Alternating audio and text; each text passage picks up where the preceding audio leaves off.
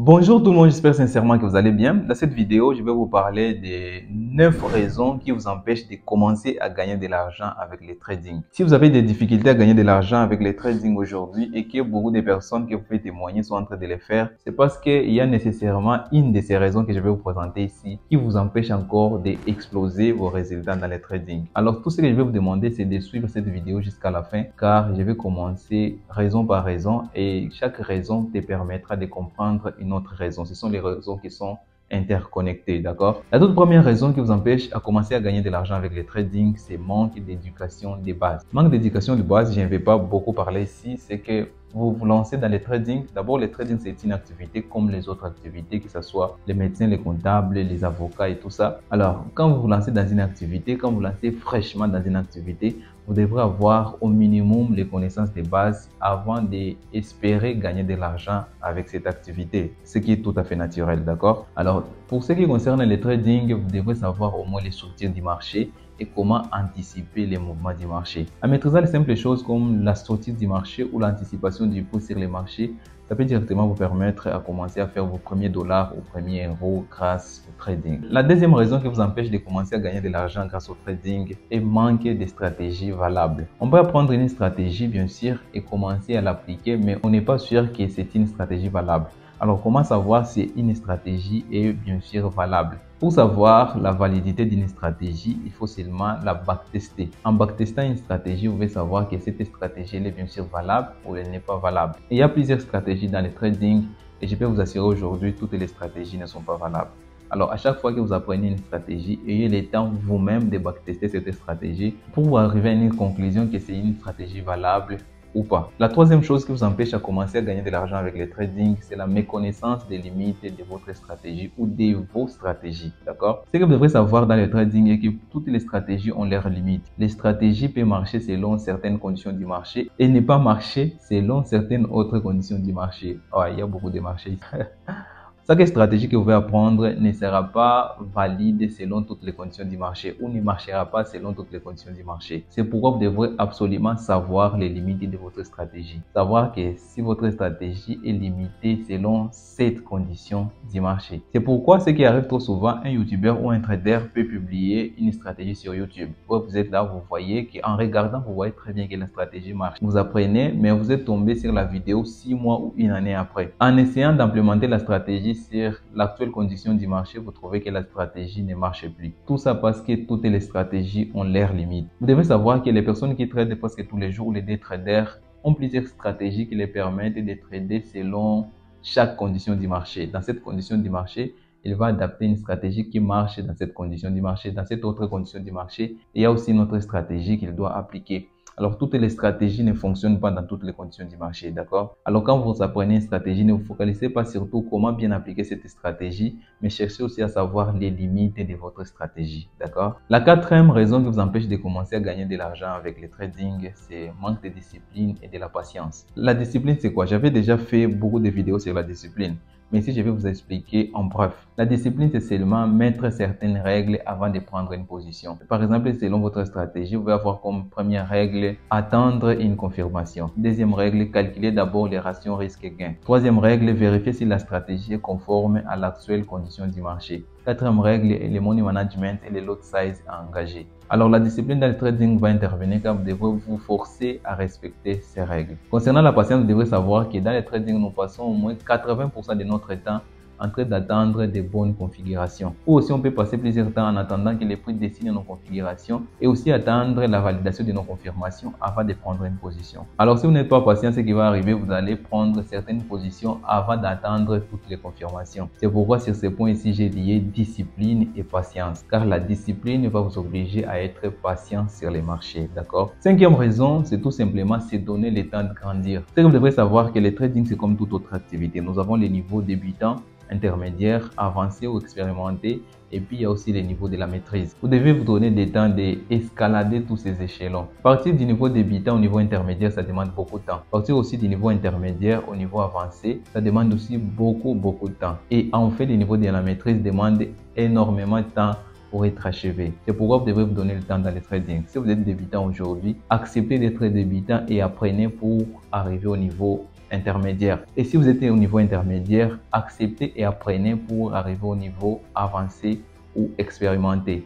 Et même chose pour arriver au niveau de la maîtrise. Il faut vous donner temps dans le trading. Ne vous précipitez pas surtout dans le trading. Parce que c'est une activité où vous devrez commencer en téléchargeant seulement certaines applications. Il n'y a pas de barrière à l'entrée. Vous êtes là, vous déposez votre argent chez les brokers directement, hop, vous êtes trader. Et avec ça, vous pensez que tout est facile dans le trading. Mais grâce à cette vidéo, sachez que tout n'est pas aussi facile dans le trading. Ça va vous demander beaucoup de temps et beaucoup d'efforts. Sixième raison qui vous empêche à commencer à gagner de l'argent avec le trading, c'est ne pas revenir dans les trades. C'est quelque chose que moi-même j'ai appliqué pendant longtemps, pendant plusieurs années. Pendant plus de 3 ans, je faisais ça. Je ne revenais pas à mes trades.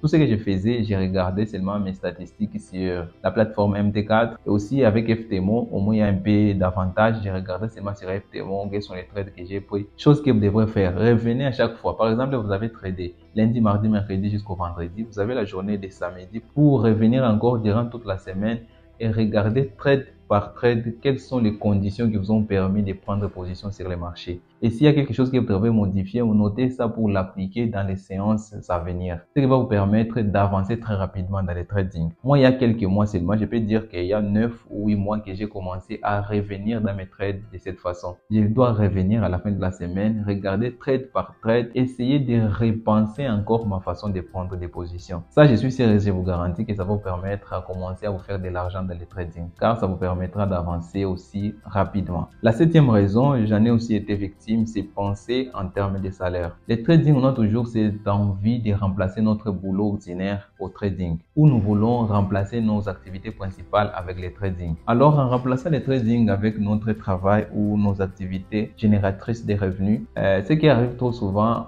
on a toujours tendance à penser en termes de salaire. Par exemple, je dois gagner $100 par semaine, où je dois faire au moins $1000 par mois. Et vous êtes là, vous calculez vos dépenses. Moi aussi, je l'avais fait. Vous calculez par exemple vos dépenses mensuelles et vous tombez sur une conclusion que vous avez besoin de 600 € pour vivre. Alors, vous vous fixez comme objectif aller faire 700 ou 1000 € par mois dans le trading. Ça va vous empêcher d'avancer ou de gagner de l'argent, beaucoup d'argent dans le trading. Car ce qui arrive dans le trading, on se rémunère en termes de performance. Et la performance actuelle ne garantit pas les performances futures. Ce mois-ci, vous pouvez faire par exemple 23% de votre capital. Les mois suivants, faire 44% et l'autre mois rester en break-even. En break-even, ça veut dire que vous n'avez rien gagné, vous avez aussi rien perdu. Surtout avec les comptes financiers, ça arrive trop souvent. Huitième raison, et j'ai encore été victime de ce point ici, huitième raison qui vous empêche de commencer à gagner de l'argent avec le trading, c'est ne pas accepter les pertes. Le trading étant comme une activité basée sur la probabilité, ça veut dire que vous devez mettre dans votre tête que vous allez perdre et vous allez gagner. Mais n'allez pas vous tromper que vous arriverez à un certain niveau que toutes les pertes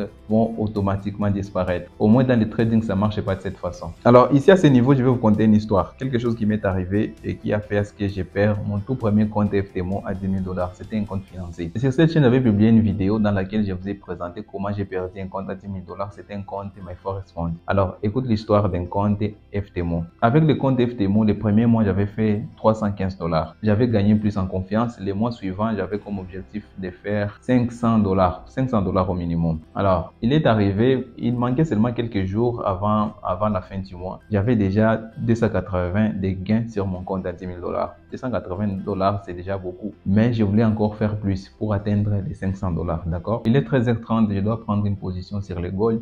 J'ai analysé, j'ai trouvé que tout était parfait pour prendre une position. J'ai pris la position et j'ai laissé les trades courir.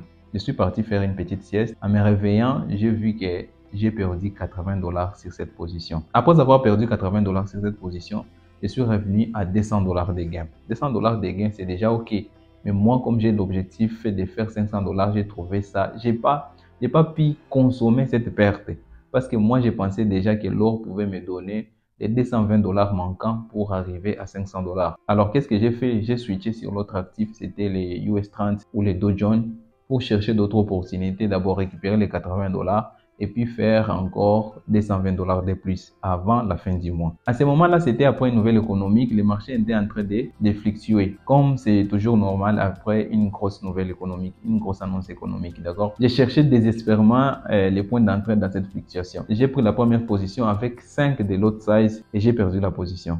Sur ces points, j'avais perdu 180 $. Alors, en perdant 180 $, sur les 200 $, il me restait seulement 20 $ de gains. C'était encore plus inacceptable pour moi. Je devrais à tout prix récupérer cet argent. C'est que j'ai compris que j'avais acheté alors que les prix étaient en train de partir à la baisse. Je me suis dit non, je devrais vendre au lieu d'acheter. J'ai directement vendu. En vendant avec les mêmes lot size, 5 de lot size, sur l'actif très volatile comme les US30. Alors, j'ai vendu et j'étais directement en gain. Au lieu de couper mon trade qui était directement en gain, dans quelques, je pense que j'avais quelque chose comme ça, 30 quelques dollars. Je me rappelle bien, ça devrait être quelque chose comme ça, 30 ou ça, 35 $. Car c'est une expérience inoubliable pour moi. Alors, avec ces 35 $, je me suis dit que plusieurs fois quand je prends un trade avec un très grand lot size, j'ai toujours tendance à couper quand je suis en positif. Quand je suis en négatif, j'avais toujours tendance à laisser jusqu'à mon stop loss. Je me suis dit que non, cette fois-ci, je vais m'obliger à laisser les trades courir en positif. Car selon mes calculs, ces trades m'auraient donné 500, 600 ou même 700 $. Et c'est tout à fait très simple de faire 700 $ en tradant avec un lot size de 5 sur l'actif comme les Dow Jones. D'accord? Pour m'obliger à arriver jusqu'à 500 $ ou 600 $, j'ai bloqué mon téléphone car j'ai tradé seulement avec mon téléphone. Et j'ai bloqué mon téléphone et je suis parti sur la boutique d'à côté. Je suis parti faire les achats sur la boutique et j'ai laissé mon téléphone à la maison. Et je suis revenu 30 à 40 minutes après. La première chose que j'ai trouvé sur mon téléphone, c'était l'email FTMO et j'avais brisé la règle des 5% journaliers. Et c'est comme ça que j'avais perdu mon compte à 10 000 $, mon tout premier compte financier à 10 000 $. Tout ça parce que j'avais pas accepté de perdre 80 $. Aujourd'hui, si j'imagine, 80 $ représente seulement 0,8% du capital à 10 000 $.